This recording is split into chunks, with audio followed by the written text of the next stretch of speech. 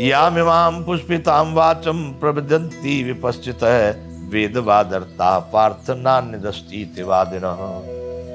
कामात्मानः स्वर्गपरा जन्म कर्म फलप्रदां क्रिया विशेष बहुलां भोग ऐश्वर्य गतिं प्रति।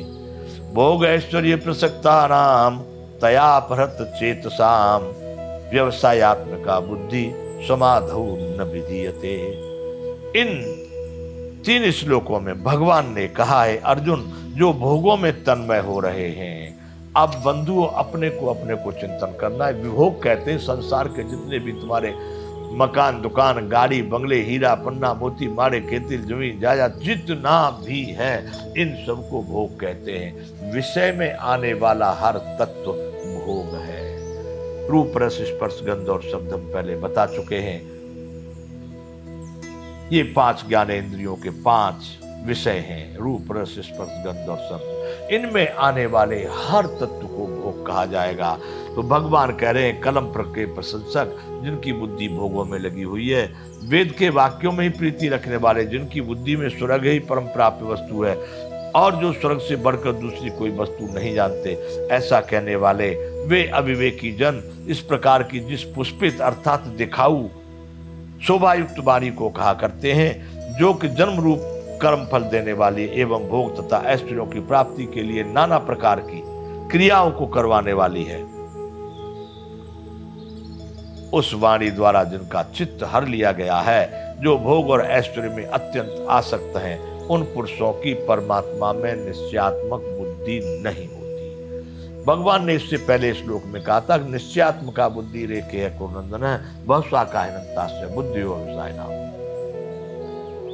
जो परमात्मा में सही ढंग से सही रूप से उसको जानना पाना चाहते, उनकी निश्चयात्मक बुद्धि एक ही होती है। लेकिन जिन लोगों की बुद्धि भोगों में लगी हुई है, ऐश्वर्य में लगी हुई है, जिनकी नजर में स्वर्ग से बढ़कर कोई, स्वर्ग में जाने वाले फिर वापस आते, फिर मरते, फिर जन्मते, फिर मरते, फिर जन्मते, लेकिन जो परमात्मा को पाने वाले लोग हैं, जिन्होंने निश्चय कर लिया कि मैं परम ब्रह्म में समा करके ही रहूंगा, उनकी बुद्धि निश्चयात्मक बुद्धि एक ही होती है अर्जुन, और वही लोग उस परम ब्रह्म परमात्मा को प्राप्त होते हैं। बाकी तो यहाँ पर वाक विलास करने वाले, अपनी वाणी से बहुत सारी बातों को उचित अनुचित न विचार करके बोलने वाले लोग बहुत सारे हैं। वो भोग और ऐश्वर्यों में जो लोग रमण कर रहे हैं, उसी में उनका चिंतन मनन, आत्मा को उसी में उन्होंने लगा रखा है, वह लोग मरने और जन्मने वाले हैं। अतः अर्जुन, उनकी बुद्धि परमात्मा में कभी स्थिर नहीं होती, और जो लोग परमात्मा को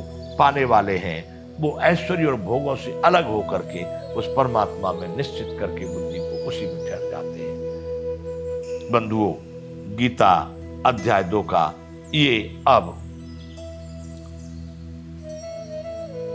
45वां श्लोक, इसमें भगवान वेदों की बात ला करके अर्जुन को यह समझा रहे हैं, क्योंकि हमारे भारत में वेदों का बड़ा महत्व है और वेदों की बहुत सारे लोग बातें, चिंतन और चर्चा भी करते हैं। इसलिए भगवान यहाँ वेदों की बात कहने जा रहे हैं। त्रैगुण्य विषया वेदा निस्त्रैगुण्यो भवार्जुन निर्द्वंदो नित्य सत्वस्थो निर्योग क्षेम आत्मवान। बंधु, समझने जैसी बातें हैं। मैं यहाँ पर बहुत लंबी कथा न करके केवल एक मुख्य शब्दों का अर्थ यहाँ पर कर रहा हूँ। यहाँ भगवान कह रहे हैं, अर्जुन, वेद उपयुक्त प्रकार से तीनों गुणों के कार्य रूप समस्त भोगों एवं उनके साधनों का प्रतिपादन करने वाले हैं। वेदों में जो बातें कही हैं, जो सूक्तियां कही हैं, वो 3 गुण, रजोगुण, सतोगुण और तमोगुण के कार्य रूप तमाम प्रकार के जो भोग और ऐश्वर्य जो साधन हैं, भोगों का, साधनों का ही वो प्रतिपादन करते, वर्णन करते, उनकी बातें करते हैं। लेकिन यहां भगवान कहना चाहते कि तू इससे निकल। त्रैगुण्य विषया वेदा निस्त्रैगुण्यो भवा अर्जुन। तू अर्जुन इन तीनों गुणों से, इसलिए तू उन भोगों एवं उनके साधन में आसक्तिहीन, हर्षों का द्वंद्वों से रहित हो जा। निस्त्रैगुण्यो भवा अर्जुन, तू तीनों गुणों से रहित हो जा। ये भी बंधुओं 14वां अध्याय भगवान इसमें कहे हैं। श्रीमद् भगवद गीता 14वां अध्याय है, जिसका है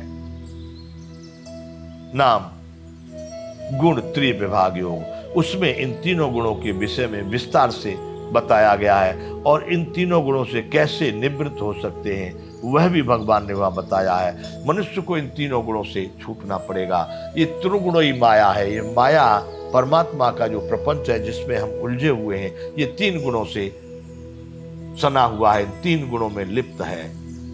तो भगवान कह रहे हैं कि त्रैगुण्य विषया वेदा निस्त्रैगुण्यो भवा अर्जुन, निर्द्वंदो नित्य सत्वस्तो निर्योग क्षेम आत्मवान।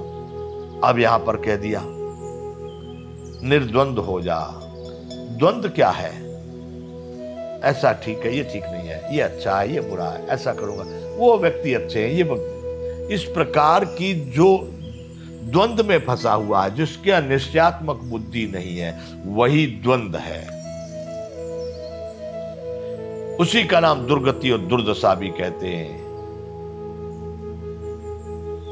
द्वंद में पड़ गया व्यक्ति, अब ऐसा करूं कि न करूं, करूं कि न करूं, बस।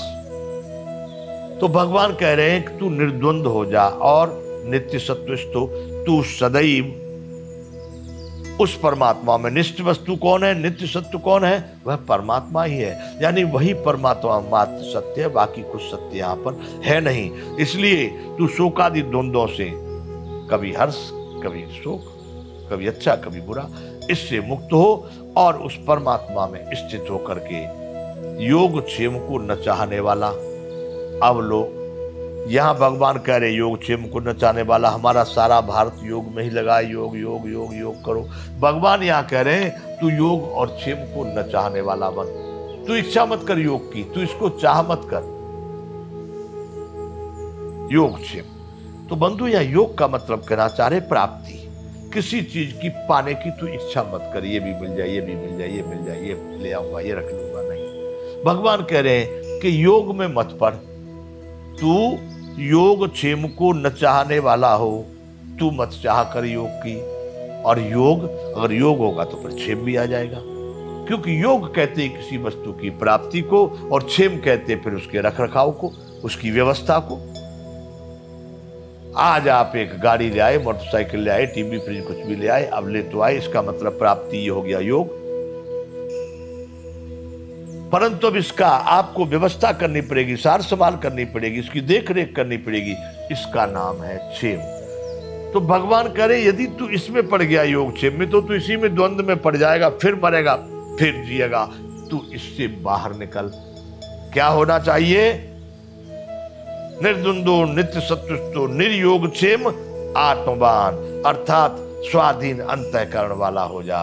जाहि न चाहिए कबहु कछु, अरे तुम सन सहज स्नेह, बसहु निरंतर तासु उर सोरा उर निज गे। जिसको कहीं कुछ चाहिए नहीं, जो चाह रहित हो गया, योग को भी नहीं चाहता, जो किसी योग और क्षेम में नहीं पड़ता, स्वाधीन अंतःकरण वाला, अपने आत्मा में ही रमण करने वाला। आगे भगवान इसी में बताएंगे इसको भी कि कैसे।